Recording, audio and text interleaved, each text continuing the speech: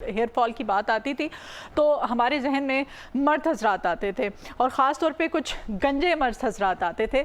लेकिन अब ये औरतों का भी मसला है कि बाल जो है ना बड़ी जल्दी से बड़ी तेज़ी से गिरते हैं। आपके बालों का गिरना, इसकी क्या रीज़न्स हो सकती हैं, चाहे वो मर्दों में हो ख़वातीन में हो? क्या हार्मोनल चेंजेस होते हैं हमारी बॉडी में? एक सर्टन एज होती है कि उसमें ऑटोमेटिकली हमारी डाइट, हमारी रूटीन ऐसी होना शुरू हो जाती है कि हमारे बाल जो हैं वो कम होना शुरू हो जाते हैं। जहनी दबाव है, हम आजकल जो खुराक खाते हैं वो है, हमारी रूटीन ऐसी है। क्या है ये सब और किन चीज़ों को हमें संजीदगी से लेना चाहिए? तो इसके लिए आज एक माहिर डर्मेटोलॉजिस्ट, उनको हमने इन्वाइट किया है ताकि हम जान सकें कि हमने किस तरह से एक हेल्दी, एक परफेक्ट लाइफ जो है वो गुजारनी है और अपने बालों को मज़ीद खूबसूरत बनाना है, बल्कि इनको जो अल्लाह ने हमें इतनी प्यारी नेमत दी है इसकी कदर भी करनी है। तो हमारे साथ जी डॉक्टर सहरिश हैं आज। डॉक्टर सहरिश, वेलकम करते हैं अपने मॉर्निंग शो में आपको। कैसी हैं आप? मैं ठीक हूँ। अच्छा डॉक्टर सहरिश, आज बालों का गिरना, पहले हम जब बालों के गिरने की बात होती थी ना तो हमारे जहन में हमेशा मर्द हजरात आते थे, राइट? तो हम कहते थे कि नहीं ये तो मर्दों का, हम औरतें इतनी केयरलेस हैं वैसे भी अपनी सेहत को लेके, अपनी खूबसूरती को लेके। फिर हम कहते हैं कि हाँ मैं शादी से पहले इतनी खूबसूरत थी, शादी की तस्वीरें निकाल के एल्बम बच्चों को, मैं समटाइम्स ना जब मैं देखती हूँ मैं अपने हस्बैंड से लड़ती हूँ कि क्या हाल कर दिया मेरा। तो वो हस्बैंड की इतनी जिम्मेदारी नहीं होती, इतना वो नहीं होता जितना अपनी आप की खुद की होती है।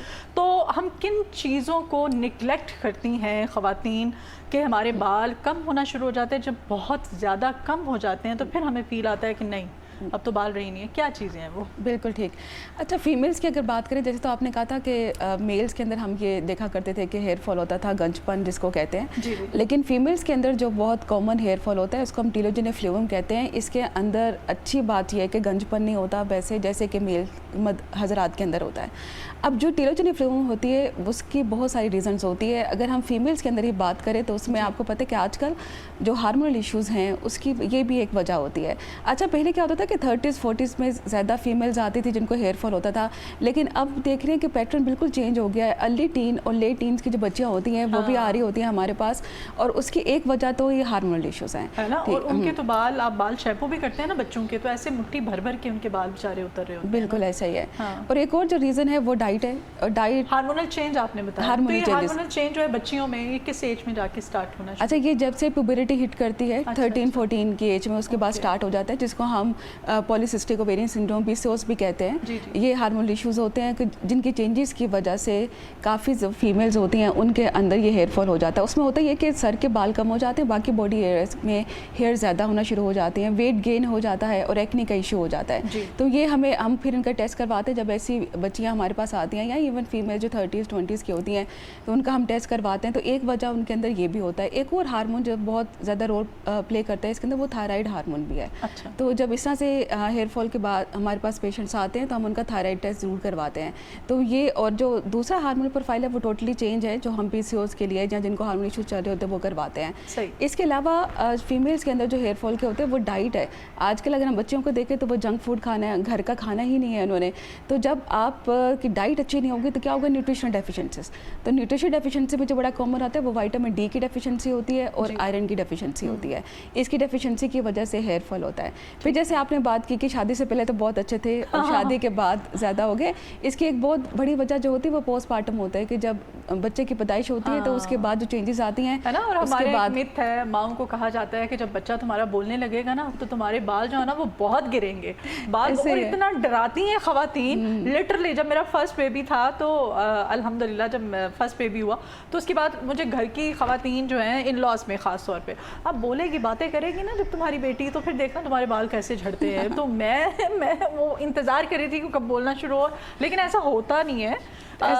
एज के साथ साथ, वक्त के साथ साथ आपके बाल। अच्छा, वो वैसे पोस्टमार्टम में ये हेयर फॉल होता है। ठीक है, और उसको बहुत सारे मिथ में से एक उसको रिलेट कर दिया बच्चे के बोलने के साथ। हालांकि ये फीमेल के अंदर ही चेंजेस आ रही होती है जिसकी वजह से हेयर फॉल होता है। इसका बच्चे के बोलने से, शोर करने से, रोने से कोई ताल्लुक नहीं है इसका। वैसे बच्चा जब बातें करता है तो बिल्कुल ये उसके साथ ही होता है। अच्छा है। रोजाना वैसे कितने बाल गिरना नॉर्मल बात है? और अगर मतलब उससे ज़्यादा बाल गिरने लग जाएं तो हम समझे कि नहीं अब सूरत हाल ख़राबी की तरफ जा रही है? बिल्कुल 100 to 150 हेयर्स अच्छा। ये फॉल करना नॉर्मल है। हमारा जो सर के जो बाल होते हैं ना वो साइकिल में चल रहे होते ठीक। हैं। इसमें होता है कि ग्रोथ फेज़ के अंदर होते हैं, फिर रेस्टिंग फेज़ के अंदर होते हैं और शेडिंग फेज़ के अंदर होते हैं। 90% जो हमारे सर के जो बाल होते हैं वो ग्रोथ फेज़ के अंदर होते हैं, बाकी रेस्टिंग के अंदर होता है और शेडिंग के अंदर होते हैं, ठीक है। और ज़्यादातर 90% ग्रोथ फेज़ के अंदर होते हैं। अब देखिए जो रेस्टिंग और शेडिंग फेज़ में उन्हें शेड करने ही करने हैं, तो बहुत सारे लोग पैनिक हो जाते हैं। तो 100 से 150 नॉर्मली होते हैं। अगर इससे ज़्यादा हो रहा है और 3 महीने से ज़्यादा है और विजिबल, किस एज तक अगर 100 बाल गिर जाते हैं आपके तो नॉर्मल लेना चाहिए? ये नॉर्मल है वैसे, ये जैसे कि हाँ बच्चों के लिए, बड़ों के लिए ये नॉर्मल है। अच्छा, वैसे तो ज़ाहिर है बच्चे जो पैदा होते हैं उनको तो उस तरह से वो नहीं हो रहा होता, नज़र नहीं आते, कम बाल होते हैं। लेकिन जैसे ज़्यादा ग्रोइंग एज है, स्कूल गोइंग है, फिर टीन एज वगैरह, तो उसमें ये नॉर्मल कंसिडर किया जाता है 100 से 150। लेकिन अगर 3 मंथ से ज़्यादा टाइम हो गया है और विजिबल थिनिक फील कर रहे हैं और ये इसका नंबर इससे ज़्यादा है और पेशेंट हमारे पास आते हैं जिन्होंने पूरे हफ्ते के बाल एक शॉपर के अंदर बंद किए होते हैं, अब हमारे पास लेके आते हैं कि देखें ये तो नॉर्मल नहीं है, ये इतने ज़्यादा बाल गिर रहे हैं। तो जब इस तरह से हो तो फिर ये कंसर्निंग बात होती है और आपने अपने डॉक्टर से रजू करना है इसके लिए। ठीक है। अब बालों के गिरने की और क्या इसमें रीज़न, हार्मोनल चेंजेस ख़वातीन में हो सके, मर्दों में इसकी क्या रीज़न है? मर्द बेचारे क्यों वो जब 40+ होते हैं तो गंजे होना शुरू हो जाते हैं? अच्छा, ये बहुत पहले होता था कि 40+ में, अब हमारे पास जो बच्चे आते हैं वो 16-17 की मदर्स लेकर आती हैं और हेयर फॉल के साथ। अच्छा, उसमें अगर हम न्यूट्रिशन डेफिशिएंसी में देखें ना तो विटामिन डी भी उनका काफ़ी कम होता है। हालांकि ये लगता है कि मेल है तो शायद इसके विटामिन डी पूरे हो गए, ऐसा नहीं होता। अच्छा, वो तो एडिशनल फैक्टर, विटामिन्स की कमी होती बिल्कुल, है, हम समझते हैं लेकिन सिर्फ हम ख़वातीन में होती है। लेकिन इसके एडिशनल ये जो गंजपन है जो कि इनका, जिसको एंडोजेनेटिक एलोपेशिया कहते हैं, जो मेल पैटर्न बाल्डनेस जब भी होती है, ये रिलेटेड होती है इनके हार्मोन की वजह से। DHT हार्मोन होता है, डाईहाइड्रोटेस्टोस्टेरोन हार्मोन, इसकी वजह से इनके अंदर गंजपन आता है। अच्छा। लेकिन अब इसका जो 40s में था ना, अब वो अर्ली हो रहा है और ये रिलेट कर रहे हैं कि एक तो जेनेटिकली तो होता ही है हार्मोन उनके अंदर, लेकिन ये जो एनवायरमेंटल फैक्टर्स हैं, जो डाइट है, ये भी इसके अंदर बहुत रोल प्ले कर रही है। नींद की कमी और स्ट्रेस की वजह से भी आपके बाल झड़ते हैं? बिल्कुल, स्ट्रेस का बहुत ज़्यादा रोल होता है। जो स्ट्रेस होता है ना, जो हमारे हेयर फॉलिकल्स होते हैं ना, उसको वो वीक करते हैं। और मिग्रेन का जिनको प्रॉब्लम होता है ना, उनके बाल भी क्या गिरते हैं बहुत ज़्यादा? अच्छा, उसमें जो हेडेक होती है उसके डिफरेंट टाइप्स होती हैं। ठीक है, माइग्रेन और स्ट्रेस रिलेटेड होता है, तो ये अलग है। एक तो माइग्रेन वैसे, लेकिन स्ट्रेस रिलेटेड अगर हेडेक होता है इसका मतलब कि ऑलरेडी स्ट्रेस बहुत चल रहा है। अगर स्ट्रेस रिलेटेड हेडेक है तो वो किस तरह से आप फील करेंगे कि नहीं स्ट्रेस की वजह से हो रहा है? कौन से सर के हिस्सों में दर्द होती है फिर? स्ट्रेस वाली जो होती है, अच्छा, स्ट्रेस वाली जो होती है साइड पे होती है हमारे यहाँ पे एक साइड पे होती है, एकदम आपको वो ऐसे एक टीस पड़ती है सर में और बहुत शिद्दत से वो टीस पड़ती है कि वो बियरेबल नहीं होती है, बिल्कुल ऐसे ही है ना, बैठे बैठे अचानक ऐसे ही होता है। और जब माइग्रेन होता है उसके तो पहले पेशेंट को पता चलना शुरू हो जाता है कि अब मुझे ये स्टार्ट होने वाला है। बिल्कुल ऐसे ही है। ठीक है। अच्छा जी, हार्मोनल मसाइल जैसे थायराइड है, ये भी बच्चों में आजकल बड़ा एक कॉमन मसला बनता जा रहा है। हमारे बच्चों की डाइट ही ऐसी, उन बेचारों की रूटीन ही हमने ऐसी बना दी हुई है, ये भी हमारे बालों पे ज़ाहिर असर पड़ता होगा इसकी वजह से भी? बिल्कुल पड़ता है। जो डाइट है और फिर हार्मोन्स, ठीक है, ये सारी चीज़ें। स्क्रीन टाइम हमने बच्चों का इतना ज़्यादा कर दिया हुआ है, हर वक्त नजर स्क्रीन टाइम से वही बात है कि आपकी स्लीप अफेक्ट हो रही है। जब आपकी स्लीप अफेक्ट हो रही है तो ओवरऑल आपका दिन में सोना, रात को जागना, ये सारा कुछ आपके हेयर फॉलिकल्स को आगे वीक करता है। वही बात है कि स्ट्रेस है, और स्ट्रेस हो, नींद का कम होना, तो वो आपके साइकिल को डिस्टर्ब कर रहा है, जिसकी वजह से आपके हेयर फॉलिकल्स वीक हो रहे हैं और फिर वो हेयर शेडिंग की तरफ जा रहे हैं। अच्छा, कि कोई ऐसे आम रूटीन में हमें शैम्पूज ऐसे जो यूज़ करने चाहिए अपने बालों की केयर के लिए जो अच्छे हैं? क्योंकि हम जब जाते हैं, हमने जब, और स्पेशली जब हमने टूथपेस्ट लेना होता है, जब हमने सोप्स लेने होते हैं अपनी बॉडी के लिए, और जब हमने शैम्पूज, तो हम हमेशा जाके जो हमें पैकिंग बहुत खूबसूरत नज़र आती है, जो हमें ज़रा महंगा नज़र आता है, अच्छी प्राइस जिसकी लगे, वो चीज़ क्या आप सजेस्ट करेंगे? इन चीज़ों में हमें क्या ख्याल रखना चाहिए? अच्छा, ये ज़्यादा, या बिल्कुल सही कह रही हैं, यहाँ तो किसी ने रिकमेंड कर दिया कि उसके बालों पे ये अच्छा लग रहा है तो आप भी इसको ट्राई करके देखें, और ऊपर मेंशन होता है बाकायदा ना, तो फिर वो ऐसा होता नहीं है क्योंकि केमिकल है वो, तो बिल्कुल ऐसे ही है। और आजकल आप देख रहे होंगे कि बहुत एक ट्रेंड चल रहा है सल्फेट फ्री शैम्पू का भी बहुत चल रहा है। जो सल्फेट होता है ना, ये आप देख रहे होंगे जो झाग होती है, ये जो सल्फेट होता है ना शैम्पू के अंदर, ये वो बना रहा होता है, ठीक है। हाँ, और जो मेडिकेटेड शैम्पूज होते हैं ना, उसके अंदर अगर आप यूज़ करेंगे तो देखेंगे कि झाग निस्बतन कम बन रही है, ठीक है। लेकिन जाए, बिल्कुल सल्फेट फ्री भी ना यूज़ किया जाए। और मतलब दोनों को मिक्स करके आपने यूज़ करना है। अब कौन से टाइप का शैम्पू आपने यूज़ करना है, अब ये आपके हेयर्स के ऊपर डिपेंड करता है। आप देखेंगे जिनके ड्राई शैम्पू होते हैं उनके लिए वो रिकमेंडेड, ड्राई हेयर्स होते हैं उनके लिए होता है हाइड्रेटिंग।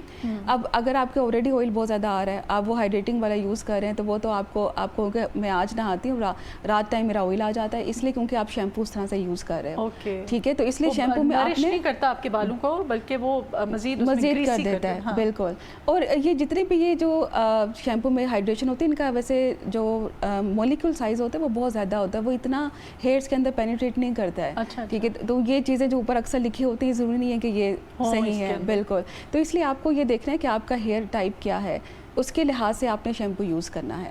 ठीक है। और एक और जो बहुत रूटीन में चल रहा होता है ना कि मैं इतने केमिकल्स होते हैं, आज तो मैं बेबी शैम्पू यूज़ कर लूँ, और बेबी शैम्पू भी मैं ऐसे रिकमेंड नहीं करती, क्योंकि देखिए जो बच्चा होता है ना, उसने ना तो ऑफिस जाना है ना स्कूल जाना है, तो उसकी इतना इन्वायरमेंट की डर्ट के साथ एक्सपोजर नहीं होता है। लेकिन जो अडल्ट होता है वो, जैसे अभी आप बात करते हैं कि जाना है, सुबह उठना है, उसका एक्सपोजर है, तो जो अडल्ट शैम्पू होते हैं वही उस डर्ट को रिमूव कर सकते हैं। अच्छा डॉक्टर सहरिश, वैसे बेबी शैम्पू भी आपको पता है, हम नाम तो ज़्यादा यहाँ पे मेंशन नहीं कर सकते हैं, लेकिन वो ऐसे उनकी इतनी ज़्यादा, अगर उनमें खुशबू है, स्मेल है उनकी, और फिर उनकी झाग इतनी ज़्यादा बन रही है, उनका कलर इतना प्यारा आपको अट्रैक्टिव लग रहा है देखने में, तो डेफिनेटली वो भी तो केमिकल ही है ना, कोई वो नेचुरल हर्बल चीज़ें थोड़ी हैं वो। बस वो थोड़ा सा डिज़ाइन इस तरह से होता है कि नो टीयर्स जैसे है, कि उनकी फॉर्मुलेशन ऐसे होती है कि अगर वो बच्चे की आंख में चले भी जाएँ तो एटलीस्ट वो इरिटेट ना हो, वो आराम से नहा ले।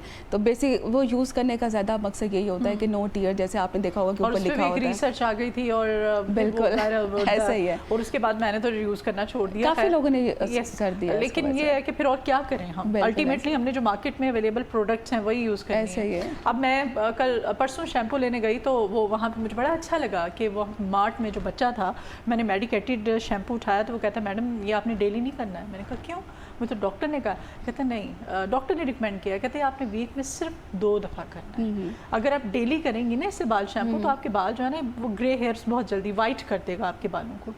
मैंने कहा अच्छा, मैंने कहा बेटा थैंक यू, आपने मुझे बता दी, मुझे अच्छा लगा कि बच्चा जो है उसको इतनी अवेयरनेस थी। बिल्कुल। शैम्पू डेली रिकमेंड वैसे करते भी नहीं है हम, लेकिन ये डिपेंड करता है आपकी हेयर टाइप के ऊपर भी, कि आपके ड्राई हैं कि आपके ऑयली है। लेकिन थ्राइस वीकली जो है वो रिकमेंडेड है, ट्वाइस या थ्राइस वीकली। डेली शैम्पू हम खुद भी वैसे बीइंग डर्मेटोलॉजिस्ट रिकमेंड नहीं करें कि आप डेली वॉश कर रहे हो अपने स्कैल्प को। बिल्कुल। ओके। तो आपके यहाँ पे स्कैल्प में आपके बहुत ज़्यादा डैंड्रफ है, लेकिन नीचे से आपके बाल बहुत ड्राई और रफ हैं, तो फिर क्या करना चाहिए आपको? अच्छा, डैंड्रफ जो होता है ना, ये बेसिकली सीबम प्रोडक्शन जिन पेशेंट्स के अंदर ज़्यादा हो रही होती है।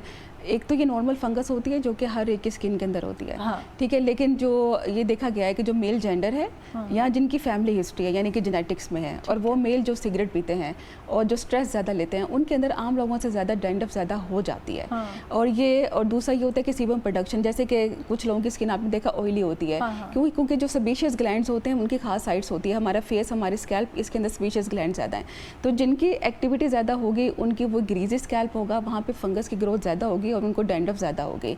अच्छा, उस केस में क्या होता है कि आपने आजकल हमारे पास जो पेशेंट्स आते हैं ना, तो उनको ये लगता है कि हमारा जो हेयर फॉल हो रहा है वो डैंड्रफ की वजह से है। हालांकि इसके ऊपर बहुत ज़्यादा स्टडीज़ हैं, डैंड्रफ कभी भी हेयर फॉल नहीं करता है। अच्छा। हाँ, कभी डैंड्रफ बहुत ज़्यादा हो जाए तो वो ग्रोथ को आप सीरम या कुछ लगा रहे हैं तो हाँ वो कर सकते हैं, जिसकी वजह से क्या होता है, जब आप ईचिंग कर रहे हैं तो आप ब्रेक कर रहे हैं, और ब्रेक करने की वजह से आपका हेयर फॉल हो रहा है। तो इसलिए हम पहले उसको ट्रीट करते हैं ताकि आपका स्कैल्प क्लियर हो। तो कोई सीरम आपने हेयर फॉल के लिए लगाना है तो हम उसको एडवाइस करते हैं, लेकिन डैंड्रफ इटसेल्फ ये नहीं करती है। जहाँ तक वो नीचे है, क्योंकि जो हमारा जो है ना सिबोरिया, वो होता ही ऊपर स्कैल्प के ऊपर ही है। अच्छा, बहुत दफ़ा आपने वीडियोस देखी होंगी, वो चल रही होती हैं कि आपने रात को बैठना है और 100 टाइम्स आपने कॉम्बिंग करनी है कि जो आपका ऑयल है वो इवनली डिस्ट्रीब्यूट हो सके। ऐसा नहीं करना है। 100 दफ़ा आप कॉम्बिंग करेंगे तो आपके उल्टे जो बाल हैं वो ज़्यादा ब्रेक होंगे। ठीक है, तो वीक हो जाएंगे। दूसरा ये होता है, कहते हैं कि जितना ज़्यादा बालों में ब्रश करते हैं, कंघा करते हैं, उतने बाल आपके हेल्दी होते हैं। नहीं, वो है ब्लड सर्कुलेशन के लिए। अब ब्लड सर्कुलेशन में ज़रूरी नहीं कि आपने एंड तक पूरी कॉम्बिंग करनी है। जो आप मसाज करते हैं वो क्या कर रहे हैं, वो भी आप ब्लड फ्लो को इंक्रीज़ कर रहे हैं। ठीक है। इसके अलावा बहुत से मसाजर भी हैं जो हल्का सा अगर आप उसको पुश करें स्कैल्प के अंदर, तो वो आपकी ब्लड सप्लाई को इंक्रीज़ करते हैं। मसाज करने का बेस्ट तरीका क्या है वैसे, क्या आप सजेस्ट करेंगे? किस तरह से बालों में ऑयलिंग करनी चाहिए, किस तरह मसाज करना चाहिए? अच्छा, ऑनेस्टली ये जो हेयर ऑयल आपने बड़ा अच्छा क्वेश्चन पूछा है। हमारे पाकिस्तान में और कुछ मुझे लगता है हमारे जो कंट्रीज है एशियन में, उनको लगता है कि हेयर के हर मसले का हल ऑयल है। चंपी करना, ऑयल, हेयर फॉल हो रहा है ऑयल लगा लो, गंजपन है ऑयल लगा लो, ड्राई बाल हो रहे हैं ऑयल लगा लो, ऐसा नहीं है। ऑयल नहीं ऑयल जो होता है ना उसका इतना ज़्यादा बड़ा मॉलिक्यूलर साइज़ होता है कि जो हमारे हेयर फॉलिकल्स होते हैं वहाँ तक वो पहुँच ही नहीं पाता है, ठीक है। नंबर 2, अगर किसी को डैंड्रफ बहुत ज़्यादा है, अगर आप उनके बहुत ज़्यादा, ज़्यादातर मदर यही करती ना कि डैंड्रफ है ऑयल लगाओ, हाँ तुम ऑयल नहीं लगाते हो इस वजह से ये हो रहा है, हाँ। जबकि ऑयल आप देखें कहीं के ऑयल गिर जाए तो आपको नज़र आ रहा होगा कि दूर से देखें तो उसके ऊपर अलग से डस्ट नज़र आ रही होती है, कहीं गिर जाए नीचे, तो आपने नोट किया। ऐसे ही अगर आप स्कैल्प पे ऑयल लगाएंगे ना तो वो डर्ट को ज़्यादा अट्रैक्ट करता है और आपके जो हेयर है वो ज़्यादा डर्टी और ज़्यादा उनके अंदर डैंड्रफ हो जाती है। इसलिए हम रूटीन में ऑयलिंग करने के 30 मिनट्स बाद आप उसको वॉश कर लें, बस यही बात है। लेकिन क्या होता है कि ओवरनाइट लगाते हैं, एक बात हुई है। ऑयल को सिर्फ इसलिए रखा जाए कि वो थोड़ी सी आपके हाइड्रेट कर दे, लेकिन अगर आपको ये लग रहा है कि ऑयल आपके बालों के सारे मसले हल करने वाला है तो ऐसा नहीं है, उसका इतना मॉलिक्यूलर साइज़ होता ही नहीं है। इसमें से कुछ जो बेहतर हम रिकमेंड करते हैं वो कोकोनट ऑयल है, उसका इतना साइज़ होता है कि वो अंदर जाके एब्जॉर्ब हो जाए, वो हर तरह के हैं। वो हम जिनको डैंड्रफ है उनको भी रिकमेंड कर रहे होते हैं कि हल्का करें मॉइस्चराइज करने के लिए, हाइड्रेट करने के लिए, लेकिन वो ट्रीटमेंट नहीं है, वो हेयर फॉल का या डैंड्रफ का वो ट्रीटमेंट नहीं है। लेकिन ओवरऑल अगर आपने अपने हेयर के केयर के लिए कुछ चीज़ों के ऐड करना है तो उस पर आप कोकोनट ऑयल को कर सकते हैं, और वो भी हम एंड्स पे रिकमेंड कर रहे होते हैं, स्कैल्प के ऊपर नहीं। और अगर स्कैल्प के ऊपर भी आपने लगाना है तो हाफ एन आवर काफ़ी है। ये जो प्रैक्टिस होती है ना फीमेल्स की कि सुबह उठ के लगाती हैं, फिर पूरे घर का काम करती हैं, फिर अच्छी खासी जब स्वेटिंग हो जाती है तो रात को जाके नहाती हैं, हाँ ये प्रैक्टिस गलत है। हाफ एन आवर के लिए लगाएं, उसके बाद उसको वॉश कर लें, ओवरनाइट में लगा के रखना है इसको। ठीक है, आधे घंटे के लिए, वो भी आप कह रही हैं कि कोकोनट ऑयल बेस्ट है, ठीक है। जिन बच्चों के कर्ली हेयर्स होते हैं उन्होंने स्कूल भी जाना है, उनका एक मसला है, चाहे वो बॉयज़ हैं गर्ल्स हैं, तो उनके बड़े रफ बाल हो जाते हैं, उड़े उड़े से लगते हैं, तो फिर ऐसी मदर्स को क्या करना चाहिए? अच्छा, जो हेयर कलर स्कूल बच्चे ने जाना है तो उसमें आप स्टाइलिंग भी नहीं कर सकते, आपने सिंपल पोनी उसकी बनानी है, उसको मैनेज भी करना है, तो क्या करना चाहिए? अच्छा, कर्ली हेयर्स की टोटल एक डिफरेंट रूटीन है, साइंस है पूरी, बिल्कुल साइंस है। उसके लिए तो ये कि उसको वॉश करा के, वो ये कहते हैं कि जब उसके बाल अभी पूरी तरह से ड्राई भी नहीं हुए तभी से आपने उसको ड्राई हो जाते हैं तो इतने बाल हो जाते हैं ना। उसके लिए यही है कि जब वो नहा के फ़ौरन से निकले, जब उसके वेट हेयर्स हैं तब कॉम्ब करना है। वैसे हम रूटीन के अंदर ये रिकमेंड नहीं करते हैं, जब आपके पूरे बाल ड्राई हो जाए उसके बाद आपने कॉम्ब करना है, अदरवाइज आपका जो ब्रेकेज बहुत ज़्यादा हो जाता है, गीले बालों के अंदर ब्रेकेज होता है जब आप ड्राई करते हैं। लेकिन कर्ली हेयर्स में थोड़ा सा डिफरेंट है, क्योंकि वो जितने ड्राई हो जाएंगे उतना मुश्किल हो जाएगा उनको कॉम्ब करना। तो इवन ज़्यादातर जो अडल्ट हैं, बच्चे तो ज़्यादा ये नहीं कर पाते, लेकिन जो अडल्ट फीमेल्स हैं वो शावर के अंदर ही अपने बालों को कॉम्ब करके फिर ही वो बाहर निकलती है, वो उनके लिए वो ईजी प्रैक्टिस होती है। अच्छा, जितना अच्छा कर्ली हेयर्स को फॉर्नर्स कैरी करते हैं ना, हम नहीं कर पाते हैं, है ना। हमारे यहाँ वैसा आप स्टाइल नहीं बच्चों का कैरी, स्कूल में स्पेशली इतनी स्ट्रिक्टनेस होती है, वहाँ इतने अच्छे बच्चों के बाल, उन्होंने इतनी अच्छी स्टाइलिंग होती है, ऐसे ही छोड़े होते हैं वो, है ना, सिर्फ छोटी छोटी सी पोनियाँ और पिन्ने लगा के। हमारी माओ को इतनी सख्तियाँ हैं स्कूलों में कि हमने बच्चे की पोनी बनानी है और फिर हमें तेल भी लगाना पड़ता है, फिर दायरा स्वेटिंग भी होती है, बच्चे ने सारा दिन घर से बाहर रहना है। ऐसे ही है हमारे यहाँ। मुझे ये लगता है कि जब बच्चा जब होता है स्कूल कोई तक होता है तब मदर पसंद करती है वाओ कर्ली हेयर्स है, लेकिन जैसे जैसे बड़े होता है वो यहाँ पे इतना उसको पसंद नहीं किया जाता। वो बना के ऑयल लगा के ना, इतने प्यारे उसके कर्ली हेयर्स थे डॉक्टर सहरिश, बहुत ही प्यारे लगते हैं माशाल्लाह। लेकिन मैंने वो स्ट्रेट करके, मतलब उनकी ज़ाहिर अब चेंज करना पड़ता है, तो समटाइम्स मुझे भी फील होता है कि इतने अच्छे नेचुरल उसके कर्ल्स थे और मैंने उसको ख़त्म कर दिया। बहरहाल क्या करें, मैनेज करना। यही मैं कहना चाह रही हूँ कि यहाँ पे ऐसा नहीं है, यहाँ पे इतना पसंद नहीं किया जाता कर्ली हेयर्स का, तो मदर की कोशिश होती है कुछ ऐसा हो जाए कि ये चेंज हो जाए इनके। बहुत शुक्रिया जी, thank you so much for having me on your show.